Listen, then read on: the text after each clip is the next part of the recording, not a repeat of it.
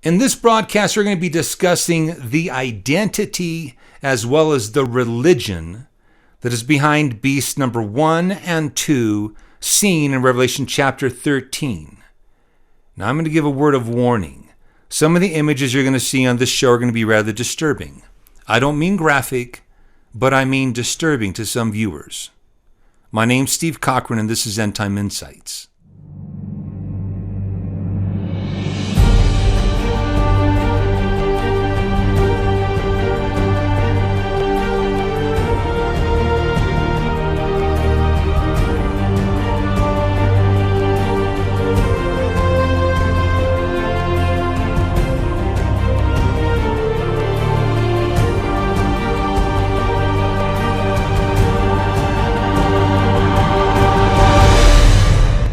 Did you see the last broadcast we did, folks?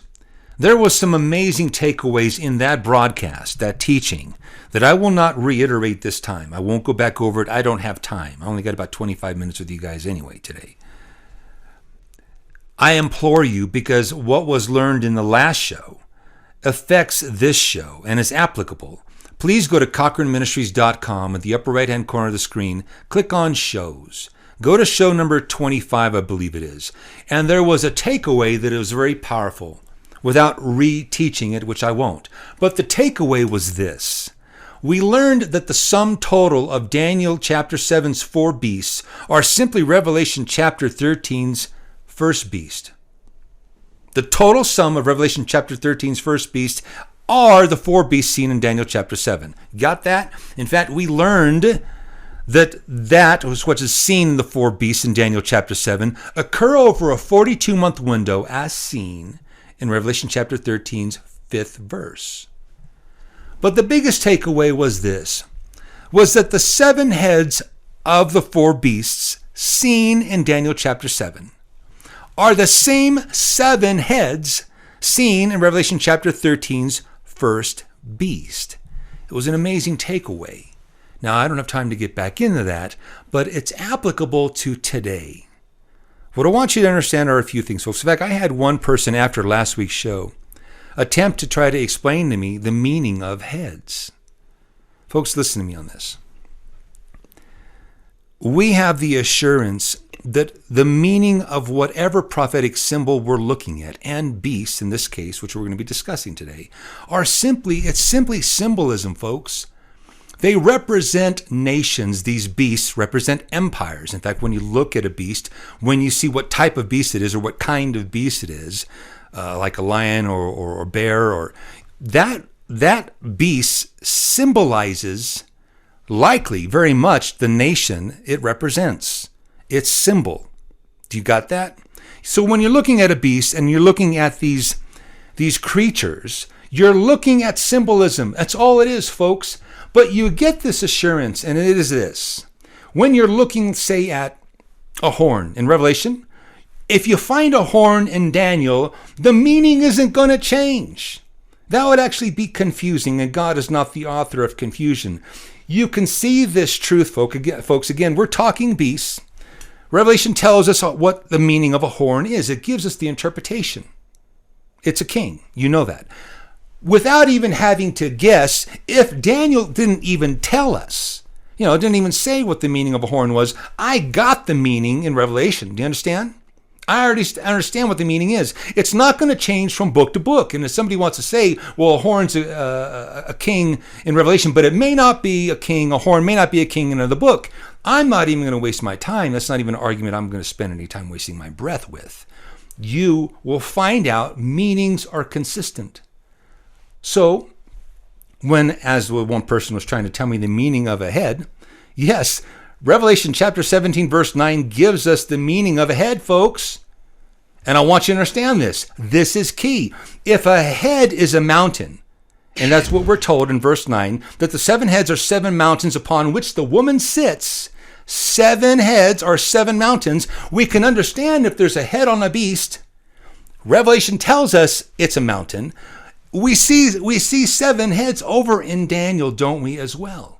Do we think for a minute that somehow these heads are no longer mountains? No, folks, of course not. In fact, you will have heard by some teachers out there, and I'll explain kind of how they get it. But I'm going to show you more on this, folks. You're going to love it. Some of you are going to love it. We have, as seen, and I'll put the scriptures down below, folks. I don't have time to read these or go to these or turn to these, okay? You'll see scriptures down below. There are teachings out there that sit and say that the 7 heads seen in Revelation chapter 13's first beast, not that the same 7 heads in Daniel 7, no. These 7 heads are the 7 hills of Rome. You will have heard that. I was taught that when I was young. I was hearing that teaching.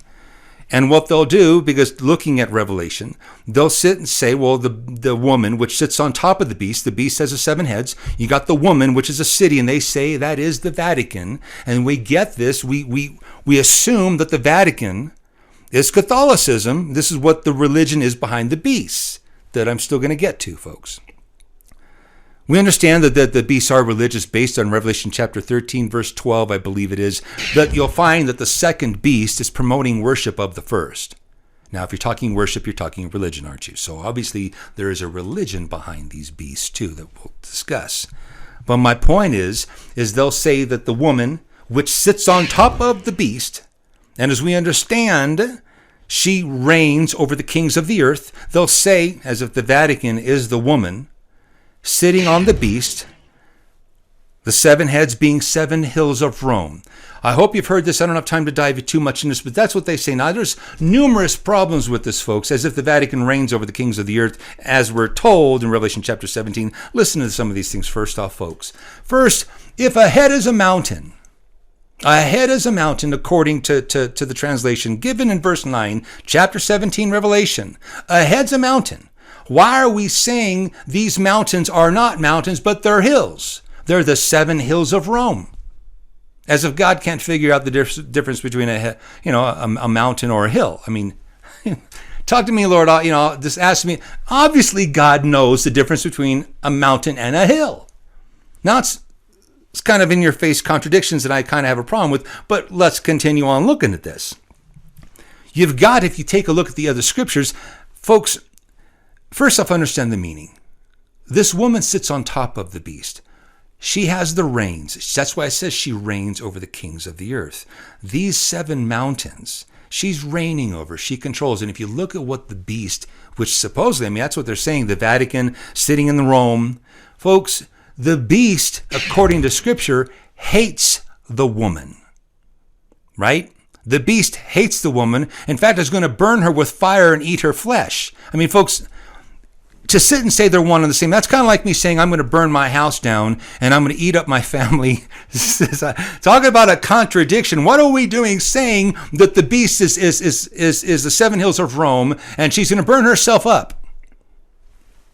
I just got some problems with this. Folks, again, the takeaway, which you should have got from last week's show or the last show we did, you would understand that the 7 heads, the same 7 heads, the sum total of these beasts are seen in Revelation chapter 13's first beast, and the 7 heads are the same 7 heads in Daniel. Do you see any symbolism of the 7 heads in Daniel chapter 7 that pertain anything to do with Rome? Anything? Is there anything over there in these 4 beasts that pertain to Rome, folks? No, of course not. No, it's not even there. So you've got a big problem with that, folks, saying that the 7 heads are the 7 hills of Rome when God says they're mountains. In fact, let me throw one on to you, folks. Listen to me. If you understood, again, a mountain and as a head, and a horn is a king, right? So you got a horn on top of a head, which are basically an inseparable ensemble. I'm going to show you something here, folks. In fact, I'll bet the majority of you, or when you see what I'm about to draw you will know. The majority is going to know exactly what a head is. Now, I'm going to give you some fancy drawing. Let me do it real quick. Here's your mountain. You got your mountain. This is fancy, right? And then you got your king on top. You got your dude. There's your king, and there's your mountain, right? That's inseparable, folks. If I have a head and it has a horn on it, or a head as a mountain and a horn as a king, I'm going to ask you a very simple question. What is this mountain to this king? This is not complicated. I don't even have to. I'll bet 99% of you know what this mountain is to this king. It's his. What is this mountain to this guy? It's his. Like my horn would be mine, right? My head's mine, my horn's mine. This is his mountain. Some of you, when you were young, you know what you did? You played a game called King of the Hill. What was the hill to the king? Folks, I know I don't have to even be telling you this, but I'll bet the majority of you know that this is his land. This is his domain. This is his territory. Understand? That is a horn sitting on top of his mountain. Meanings do not change, folks. Now that's kind of a freebie there for you, but I'll bet, sometimes we just need the visual, or we need God to speak to see these things. So the same 7 heads that are over there in these 4 beasts seen in Daniel chapter 7, what are the heads? Territory, mountains, domains. It's their heads, and you got the horn. It's all, folks. It's simple. Now I want to show you something here real quick. I'm crunched for time. I always am crunched for time. I got a little list going on here of things I know I'm not going to get through. But what we need to understand first off, Revelation chapter 13's 2 beasts are the same religion. How do we know this again? The 12th verse tells us the second beast is promoting worship of the first, right? Would you promote worship of another religion? Of course not. I'm a Christian. I'm not about to promote Catholicism, would I? I'm not about to do that. In fact, I'm going to come back to Catholicism and Rome and all that stuff in a second. So obviously, we're talking the same religion between these 2 beasts. They're going to be the same, folks. Now that you get that, I would ask you, what would you think the religious portion of these 2 beasts are? In other words, if Revelation chapter 13's first beast is simply these 4 beasts over here in Daniel chapter 7, what portions of those beasts are religious? Would you say the lion, the bear, the leopard? Maybe a portion of the leopard. You're going to find that the 10 horns, and we're going to get to that in a second, the 10 horns are the religious portion of that beast seen in Revelation chapter 13. That's the religious portion of it, folks. And then you got yourself the little horn, which is seen in the second beast in Revelation chapter 13. I don't get back into the teachings, folks. These are previous teachings that you really need to see. There are only 10 horns in the first beast, folks. There are not 11 in the first. So you got the little horn in the second beast promoting worship of the first. Okay? So we're talking the same religion. Now I'm going to tell you something this is a no-brainer. People generally, especially if you're religious, your actions are going to be dictated by your faith. Right? I every single day, doesn't your actions, don't they stem from within your faith? You can sit, when you understand the religious portion of these beasts and that they are religious, you can look at their actions and determine who and what religion this is. And you don't have to go searching very far. And yet people do.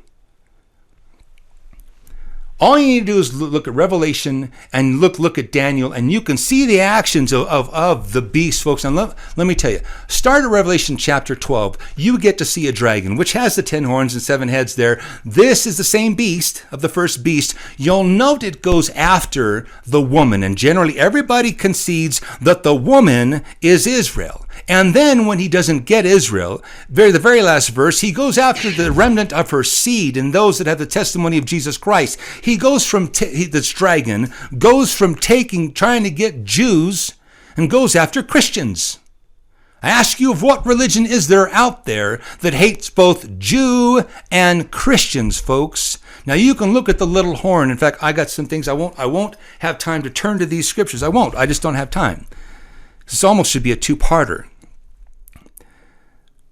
Looking at the actions of the little horn, again, dictated by your faith, folks, and noting it's the same religion between beast 1 and beast 2.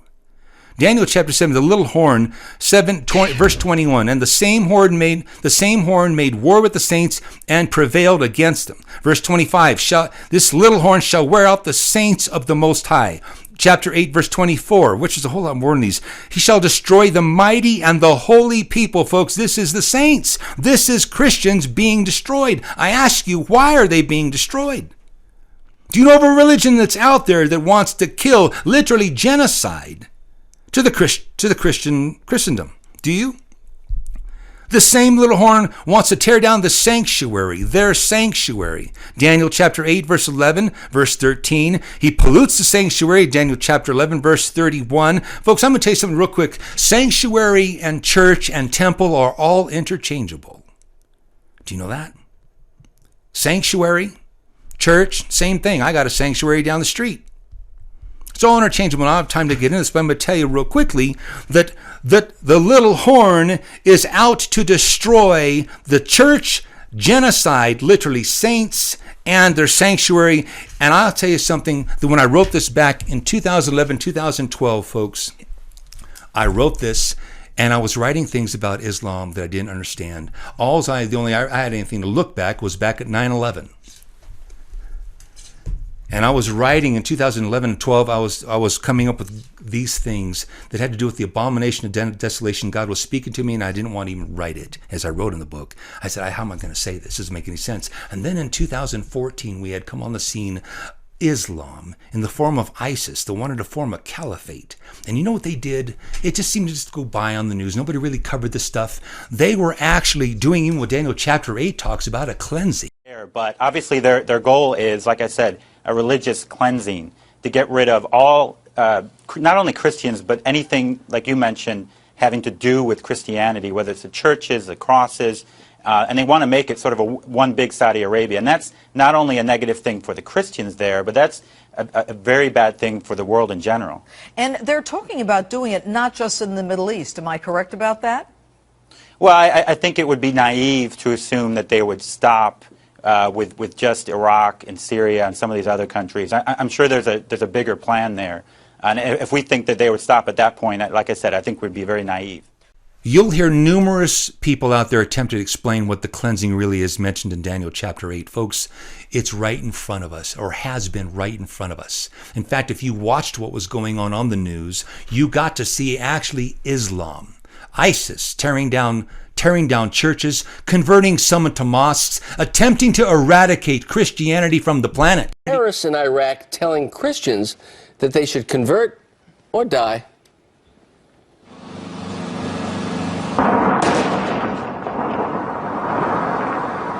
The militant group ISIS even blowing a biblical site up believed to contain the tomb of the prophet Jonah. What was once a shrine to Christians, Muslims, and Jews now reduced to a pile of rubble. Here to discuss the impact is Fox News religion contributor Father Jonathan Morris. Good morning. Good morning. Morning, Father. What do you make of this? We know specifically in a city like Mosul, where there used to be 60,000 Christians practicing, worshiping, and living and carrying out their Christian faith, reduced to zero, being forced out of those cities, fleeing north into the northern part of Kurdistan in Iraq. Basically told, you better convert to Islam or die. Clayton, I'm so glad we're covering this. Over the last month or so, I've gotten a real lesson, really, from the Assyrian Christians of perseverance, of fight, because what's happening is a genocide of Christians. It's a cleansing. It's a religious cleansing. This is the second largest city in Iraq. This is not one little area of Iraq. Iraq, that we have invested so much life and limb and treasure, and as a country and as the West, the fact that there's a cleansing going on right now is absolutely ridiculous. And the silence right now from our Western leaders, from our president, is deafening. Thank you, Mr. Speaker. Another Sunday has come and gone without Mass being said in Mosul. There's no doubt about it, religious cleansing is continuing to occur in Iraq. The churches have been seized and some turned into mosques. Every trace of Christianity is being eradicated in Iraq. The Christian property has been seized, looted, and given to others. Canon Andrew White, the vicar of the only Anglican church in Baghdad, Iraq, recently stated, quote, "Things are so desperate, our people are disappearing, we have had our people massacred, their heads chopped off. Are we seeing the end of Christianity? We are committed," he said, "come what may, we will keep going to the end, but it looks as though the end could be near," end of quote. In comparison to the immediate horror of people being murdered and raped and tortured, this is a secondary issue. But looking beyond the immediate outrage of the murders, you know, it's much more than the destruction of works of art. I think what ISIL is doing here is actually trying to eradicate, it's cultural cleansing. You know, these objects reflect a time of cultural diversity, multiple languages, multiple religions, and in creating a kind of, in destroying everything, they're destroying that memory.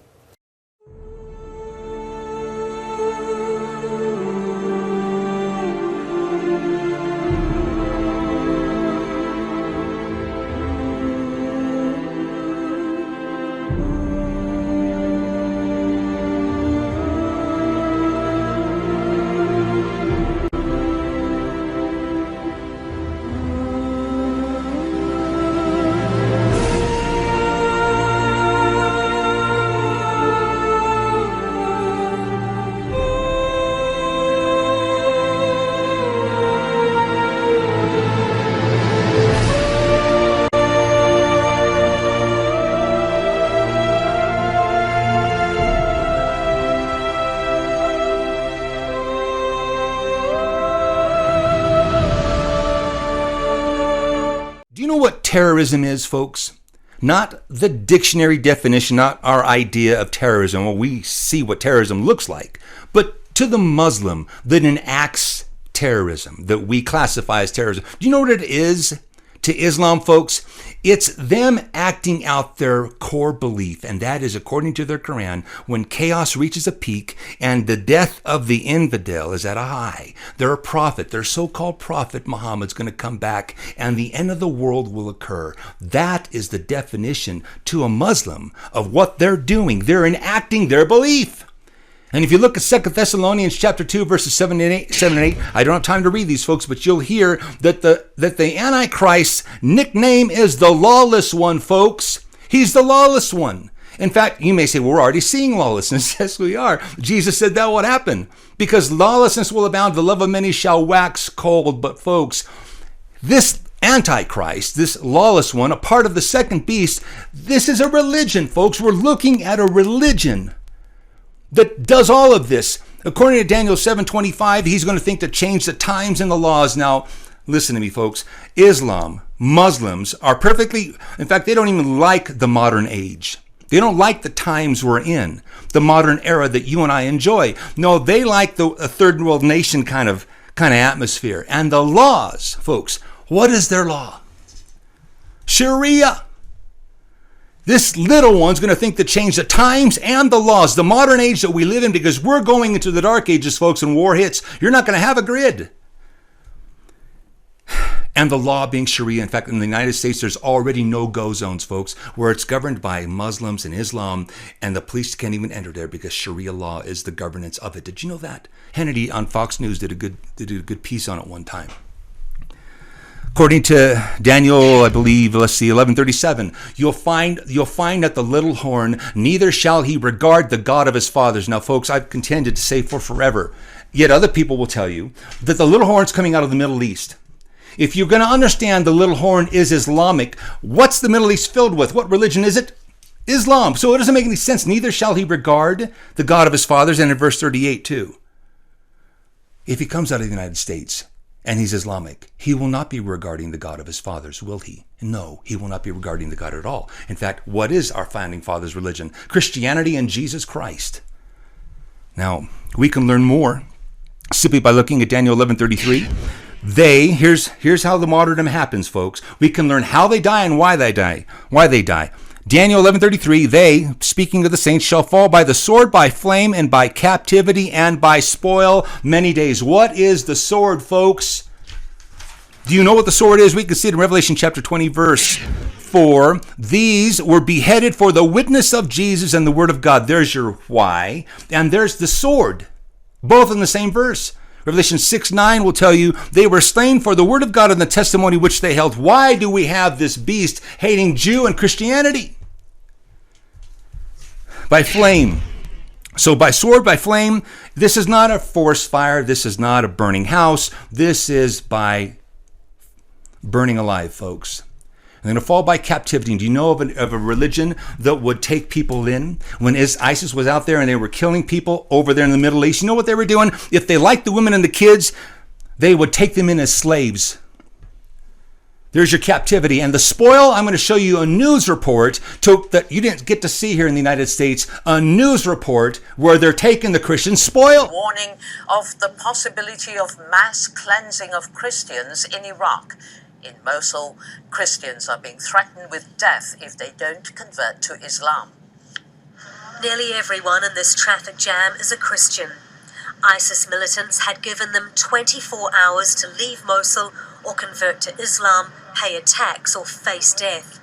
Their only hope was to get to Erbil in the largely autonomous Kurdish region.